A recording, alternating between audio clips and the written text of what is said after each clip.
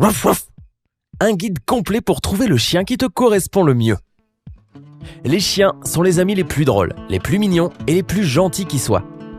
On ne les appelle pas les meilleurs amis de l'homme pour rien, n'est-ce pas? Mais parmi toutes ces races de chiens disponibles, laquelle conviendrait parfaitement à tes besoins? Laquelle serait la meilleure race pour partager ta vie? Découvrons-le ensemble. Mais tout d'abord, pendant que tu te lances à la recherche du parfait compagnon à 4 pattes, n'oublie pas d'ouvrir l'œil à la recherche de 3 ampoules représentant le logo de Sympa caché dans cette vidéo. Une fois que tu les auras toutes trouvées, dis-nous dans les commentaires à quel moment de la vidéo tu les as repérées. Bonne chance! 12. Les chiens de garde. Bien des gens ne sont pas seulement à la recherche d'un fidèle compagnon en adoptant un chien. Si tu fais partie de ces gens-là et si tu veux que ton chien surveille ta maison, tu pourrais penser à prendre un Rottweiler, un Doberman Pinscher ou un berger allemand. Ces races de chiens montent la garde naturellement puisqu'ils ne font pas confiance aussi facilement aux étrangers et ils protégeront très bien ta maison.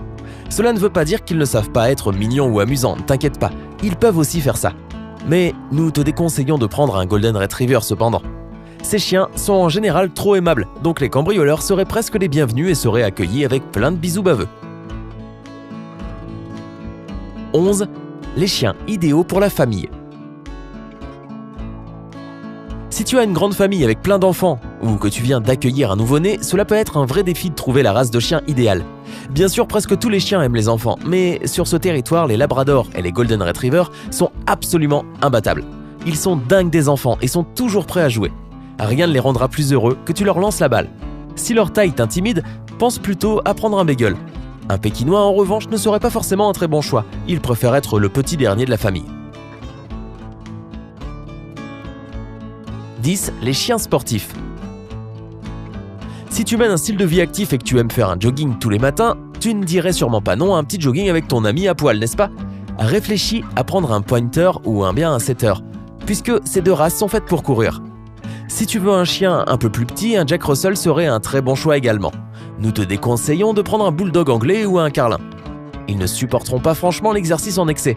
Évite également les races de chiens trop trapus.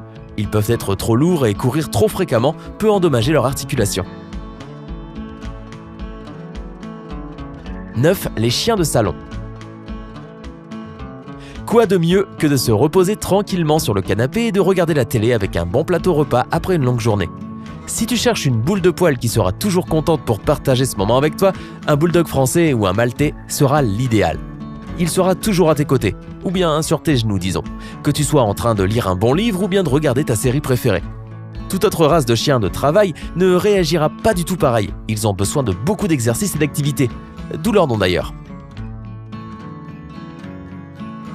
8. Les chiens pour les célibataires occupés. Beaucoup de gens refusent de prendre un chien parce qu'ils doivent très souvent les sortir. Bien sûr, pour parler généralement, les chiens sont des animaux sociaux. Cependant, certaines races sont plus aptes que d'autres pour vivre seules à la maison. Si cela décrit ton style de vie, pourquoi ne pas penser à prendre un Shar-Pei ou un Basset Hound? Les Golden Retrievers et les Border Collies, d'un autre côté, ne seront pas les compagnons idéaux parce qu'ils ont constamment besoin de se sociabiliser.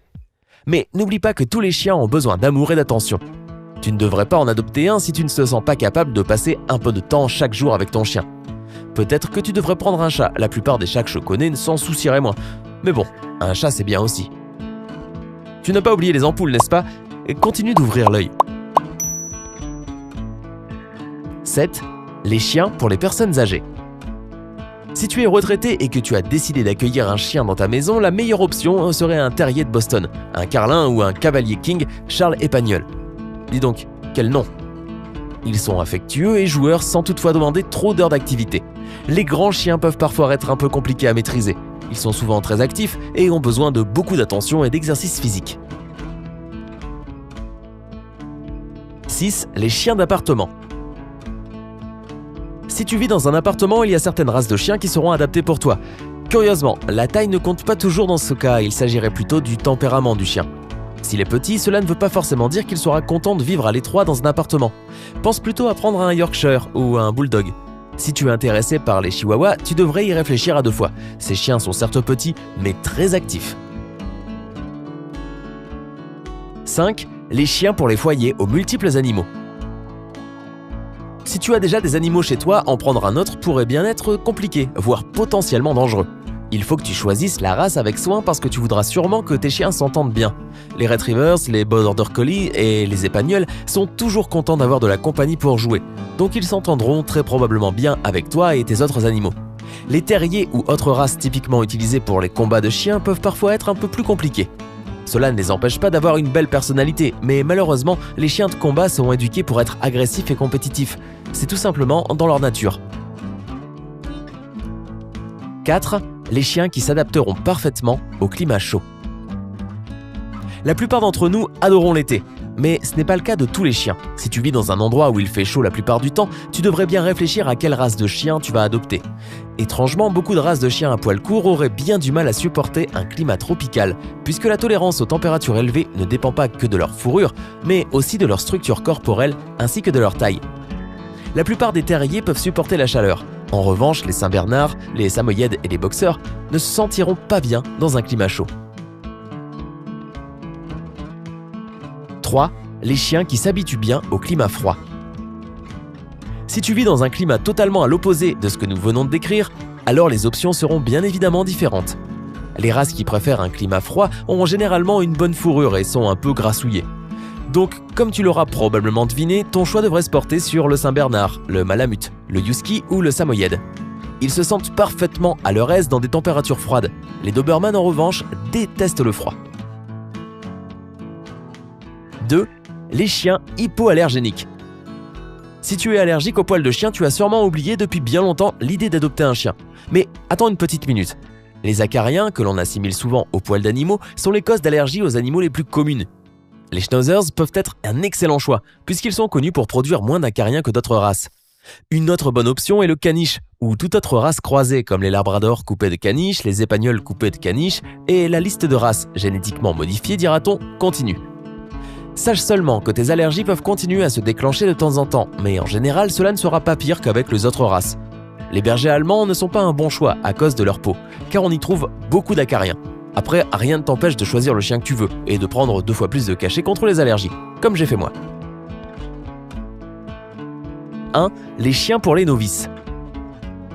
Adopter un chien pour la première fois est à la fois excitant et agaçant. C'est vrai, il y a tellement de races, ils sont tellement mignons et adorables qu'on ne saurait lequel choisir. Si tu fais tes premiers pas dans le monde canin, alors un labrador, un border collie ou un caniche seront parfaits pour toi. Ces races sont très intelligentes, assez simples à éduquer et elles ne sont pas têtues. Les schnauzers et les terriers demandent un peu plus de patience, mais cela n'empêche pas que ce sont d'excellents choix. Il ne te restera plus qu'à trouver le refuge idéal pour avoir les meilleurs conseils. N'oublie pas de mentionner que tu es nouveau dans le domaine et que tu ne te sens pas tout à fait à l'aise, tout en voulant la correspondance parfaite. Et tu rentreras chez toi avec un chien chanceux qui deviendra sûrement ton meilleur ami. Section optionnelle. Les photos de Riley et Olive. Voici mon chien, je te présente Riley. Et voici Riley et son meilleur ami, Olive, le chat. Ils dorment même ensemble. Alors voilà de quoi briser tous les clichés que l'on a de l'éternel combat entre chiens et chats. Ils sont inséparables. Alors, as-tu déjà un chien chez toi? Ou est-ce que tu penses en adopter un? Dis-nous dans les commentaires ci-dessous. Et as-tu laissé ton commentaire à propos des ampoules? On l'espère bien. N'oublie pas de cliquer sur j'aime, de partager la vidéo avec tes amis et de t'abonner à notre chaîne si tu veux rester avec nous sur Sympa. À très vite!